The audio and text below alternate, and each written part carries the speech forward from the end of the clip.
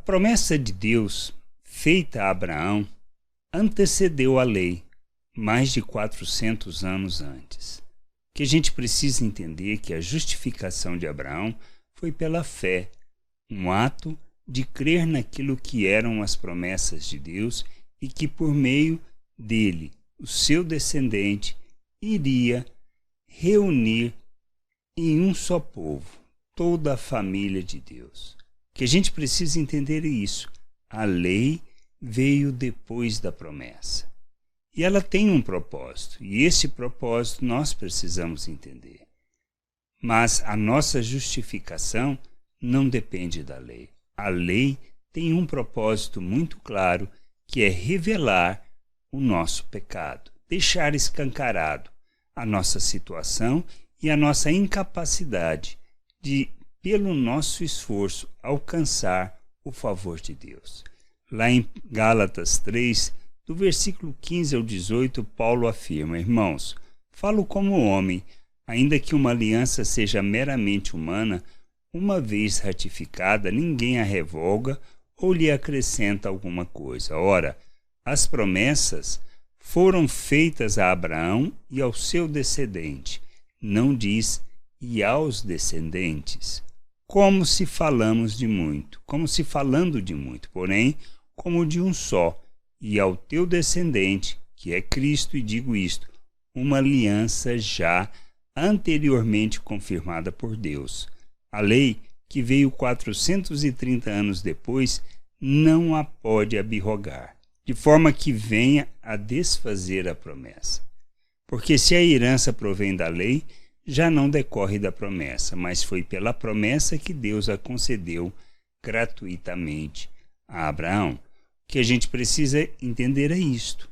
Ou seja, a lei veio depois. Ela tinha um propósito, ser o aio, que nos conduz a Cristo. É para mantermos alinhados com a promessa que Deus tinha realizado. A gente precisa entender que a nossa salvação não depende do nosso esforço. A reconciliação com Deus não depende do nosso empenho pessoal, mas ela é decorrente da graça de Deus, da promessa que foi feita anteriormente, mais de 400 anos antes. E entendendo isso, nós precisamos viver pela fé, pois somos justificados pela fé, e a fé está relacionada a crermos nas promessas de Deus, que Ele é fiel e que as cumpre. Não depende de nós. Toda a nossa salvação e reconciliação com Deus, mediante Cristo Jesus, é um ato da graça de Deus. Graça revelada em Cristo Jesus em nosso favor. Não é merecimento. A lei escancarou o pecado para nós. Mostrou a nossa incapacidade de vivermos por mandamentos, de acharmos que podemos, pelo nosso esforço, fazer algo que possa agradar a Deus. Cristo veio para cumprir a promessa feita a Abraão. E, através dele, todas as nações da terra, todas as famílias da terra são abençoadas. E é por meio dele que nós temos a reconciliação com Deus. É por meio dele que nós conhecemos o Pai, para assim podermos andar na sua vontade.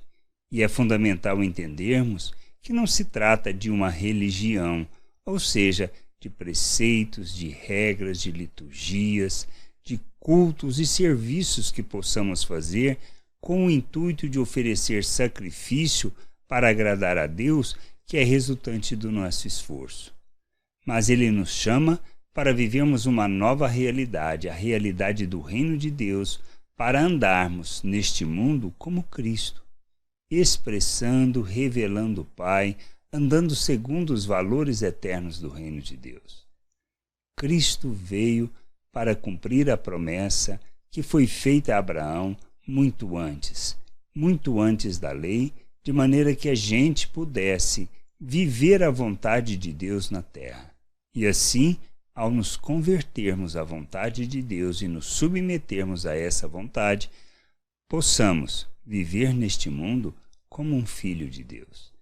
Precisamos compreender isso, precisamos entender que essa é a vontade de Deus e o querer de Deus para as nossas vidas. Que a gente possa crescer, amadurecer, compreender a vontade de Deus e andarmos nessa vontade.